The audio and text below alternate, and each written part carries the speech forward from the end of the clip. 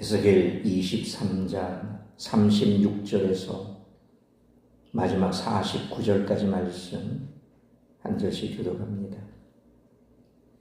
여호와께서 또 내게 이르시되 인자야 내가 오홀라와 오홀리바를 심판하려느냐? 그러면 그 가증한 일을 그들에게 말하라.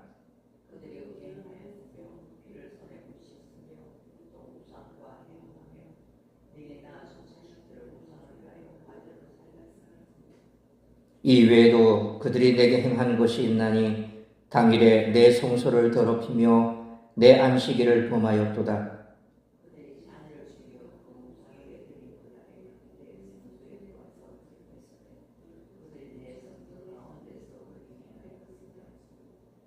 또 사절을 먼 곳에 보내 사람을 불러오게 하고 그들이 오매 그들을 위하여 목욕하며 눈썹을 그리며 스스로 단장하고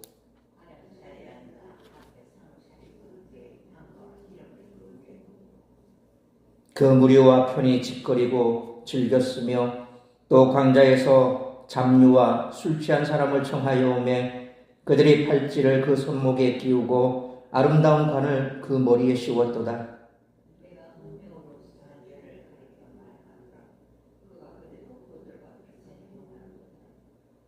그들이 그에게 나오기를 기생에게 나온 같이 음란한 여인 오홀라와 오홀리바에게 나왔은즉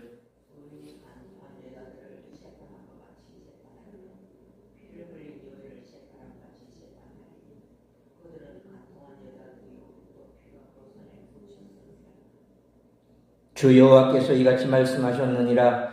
그들에게 무리를 올려보내 그들이 공포와 약탈을 당하게 해라.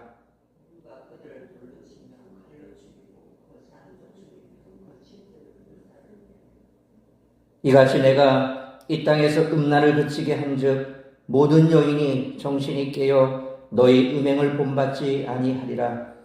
그들이 너희 음란으로 너희에게 봉응한즉 너희가 모든 우상을 위하던 죄를 담당할지라. 내가 주 여호와인 줄을 너희가 알리라 하시니라. 아멘.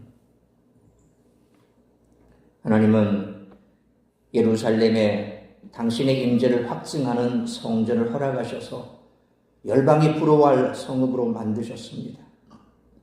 그러나 예루살렘은 화려하게 치장을 하고 열방을 불러들여 간음을 행함으로써 장려 취급을 받았습니다. 오홀라와 오홀리바는 음행으로 쇠한 여인의 모습으로 하나님의 탄식을 자아냈고 결국 정당한 판결에 따라 심판을 받게 됩니다. 이방과 동맹을 맺고 원조를 구하는 정책 자체가 문제가 되는 것은 아닙니다.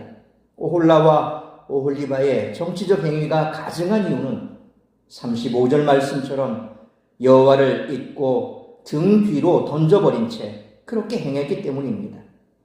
하나님을 대신해 이방을 선택한 것은 영적 배신으로 언약 백성의 정체성을 부정하는 행위였습니다.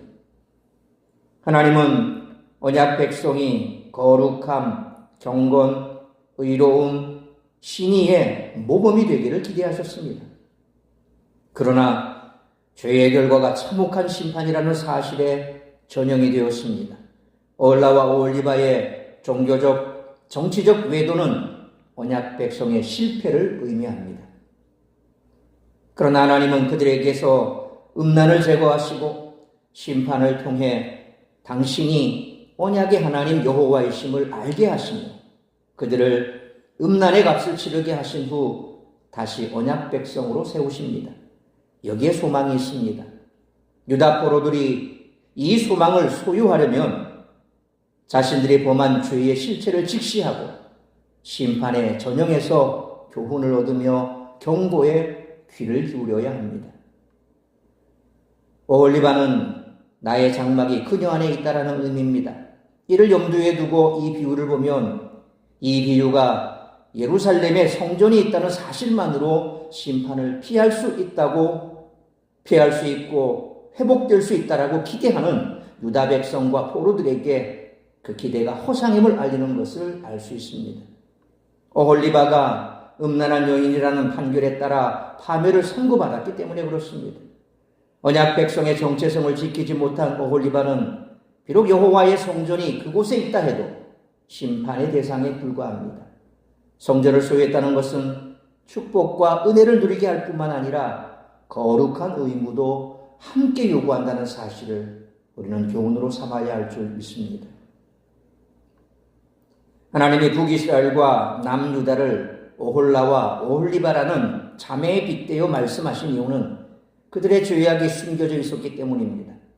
사마리아와 예루살렘의 통치자들은 겉으로는 여호와 하나님을 섬긴다고 말하면서도 아수르, 바벨론, 애국과의 관계를 위해 그들의 우상과 악한 문화를 들여왔습니다. 하나님은 겉과 속이 다른 이런 행태를 절대 용서하지 않으시고 그들의 죄와 부끄러움을 다 드러내십니다. 따라서 이와 같은 오늘 본문의 말씀을 통해 우리들이 깨달아야 할 것은 첫째로 36절로 42절 말씀처럼 성도는 신행일치의 삶을 살아야 한다는 것입니다. 36절 말씀처럼 오홀라와 오홀리바를 심판하는 방법은 그들이 행한 가증한 일을 그들에게 말하는 것입니다. 여기서 행음은 우상숭배를 의미하는데 37절 말씀처럼 아이를 우상에게 희생제사로 바치는 극악무도한 행위까지 포함되어 있었습니다. 그러면서도 이들은 38절 말씀처럼 성전에 나와 하나님께 제사를 드렸는데 성전 법도를 지키는데 부주의했고 안식일에 지켜야 할 규례도 희미해졌습니다. 무엇보다 성전 안에서의 모습과 성전 바깥에서의 모습이 전혀 달랐습니다. 39절 말씀처럼 우상제단에서 자녀를 희생제사로 바치는 가증한 일을 행하고는 바로 성전에 와서 하나님께 제사를 드렸고 40절로 42절 말씀처럼 하나님께 제사를 드리는 도중이라도 아수르나 애국, 바벨론에서 사신이 찾아오면 즉시 그들에게 향응을 베풀며 율법에 어긋나는 정책을 논의하는 일상이 이어졌던 것입니다. 이렇게 성전에서 제사를 드리면서도 실상은 우상숭배와 살인과 더러운 모략들이 가득해 겉과 속이 완전히 달랐으니 심판을 피할 수 없었던 것입니다. 삶과 신앙의 괴리는 우리 주위에서도 얼마든지 찾아볼 수 있습니다. 주일에는 교회에 들어가 예배를 드리지만 거기서 나오자마자 세상의 더러운 문화를 담립하고 악한 이익을 추구하는 신자들이 있습니다. 저는 주일날 어디 나가서 단체로 외식하고 하는 것에 대해서 여러 번 그건 신앙의 권면상 좋지 않다라고 하는 말씀들을 자주 드렸습니다. 그러면서 어떤 한 교회 목사님이 제기하신 말씀도 한번 드린 적이 있습니다. 주일날 예배를 마치게 되면 헌금한 그 헌금 수입의 일부를 가지고 소위 번개 미팅을 한답니다. 그 번개 미팅의 내용은 딴 것 없습니다. 그동안 다니면서 봐왔던 경치 좋고 맛 좋은 맛집을 찾아가서 성도들을 불러 모아서 함께 식사를 한답니다. 그걸 저한테 자랑을 하시더라고요. 저는 충격받았습니다. 성도들이 헌금한 그 헌금이 그렇게 주일날 나가서 외식하고 유흥을 즐기는 데 사용돼도 과연 괜찮을까? 그것도 담임 목사가 주도가 되어서 참 충격적이었습니다. 지금도 생생하게 그 말이 떠나지 않습니다. 성도들 간에도 마찬가지입니다. 친목을 도모한다는 명의로 주일 예배를 마치고 어디 나가서 유흥을 즐긴다면 과연 그게 옳은 일일까? 오늘 분명히 말씀하지 않습니까? 하나님 앞에 예배를 드리고 예배가 끝나자마자 세상에 나가서 세상 사람들처럼 먹고 마시고 즐기는 것. 그것이 과연 신앙인의 모습으로서 좋은 모습일까? 뭐 이렇게 외식하고 주일날 외식하고 뭐 하고 하는 거 뭐 그거 그렇게 굳이 따진들 이 시대가 지금 어떤 시대인데 그게 가당차냐? 그렇게 말할 수도 있습니다. 그렇게 볼 수도 있습니다. 뭐 그게 죄 짓는 건 아닙니다. 그러나 다시 한번 우리가 주일의 개념을 생각해 볼 때 또 우리의 신앙의 권면상 과연 그것이 하나님이 기뻐하시는 일일까? 그런 부분에 대해서는 한 번쯤은 생각해도 되지 않을까 하는 생각이 듭니다. 세상이 그렇게 흘러가고 시대가 그렇게 바뀌었다 할지라도 우리가 마음 중심에 세워야 할 하나님의 기쁨이 무엇이고 예배가 무엇이고 주일의 개념이 무엇인지에 대해서만큼은 우리는 깊이 고민해야 됩니다. 1907년 평양 대부흥운동이 일어났을 때 평양 안에서 예수 믿는 사람들이 점점 늘어났습니다. 그전에는 주일이 되어도 장을 가보면 장날일 때 문전성시를 이루지요. 그런데 점점 평양에 예수 믿는 사람이 늘어났습니다. 그리고 평양 대부흥운동의 핵심적인 그 부흥의 중심에는 뭐가 있었냐면 말씀 사경회가 있었습니다. 선교사님들이 말씀을 가지고 3박 4일, 일주일, 열흘 그렇게 교회에 모여서 말씀을 가지고 부흥회를 했습니다. 말씀 사경회입니다. 말씀을 받은 평양 사람들이 뒤집어졌습니다. 성령 충만해졌습니다. 그러면서 그들의 죄악을 성토하고 회개하고 돌이켜 온전한 그리스도인으로 살아야 되겠다 결단하고 일어난 일들 가운데 가장 대표적인 일이 주일에 장날이 끼어버리면 예수 믿는 사람들이 다 문을 닫아버립니다. 한 사람, 두 사람, 세 사람 문을 닫기 시작합니다. 어느 순간인가 주일날 장날이 됐을 때 사람들이 가보니까 문 닫은 집이 너무 많은 겁니다.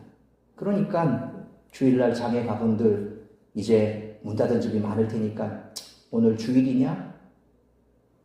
그럼 가지 말자. 이렇게 되는 겁니다. 이것이 바로 예수 믿는 사람들이 세상에 끼치는 믿음의 선한 영향력이라고 저는 생각합니다.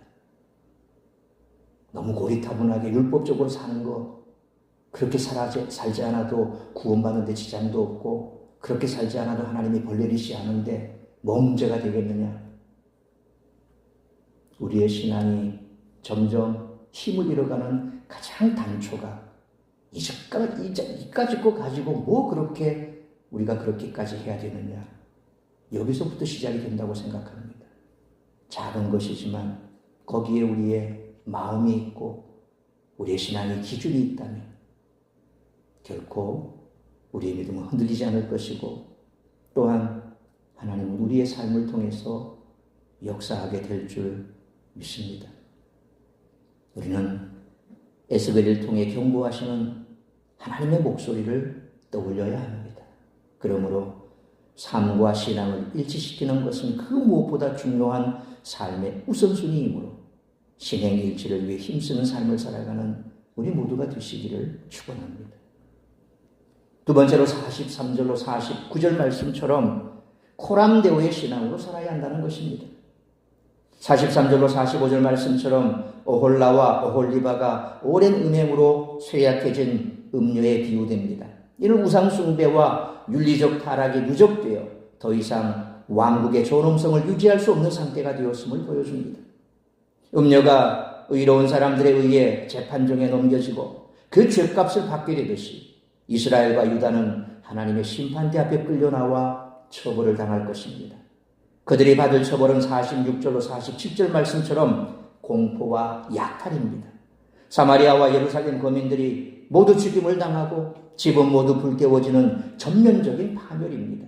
결론적으로 48절로 49절 말씀처럼 하나님은 북이스라엘과 남유다가 행한 음란과 우상숭배 죄에 대해 철저히 심판하는 모습을 보고 다른 모든 여인이 음행을 하지 않을 것이고 하나님의 거룩하심과 영광을 알게 될 것이라고 선포합니다.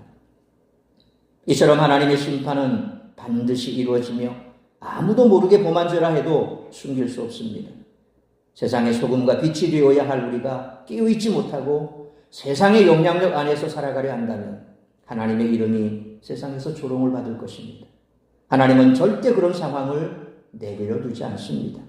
하나님은 죄에 대해 단호하십니다. 하나님의 진노는 회개하지 않는 자에게 파멸을 가져옵니다.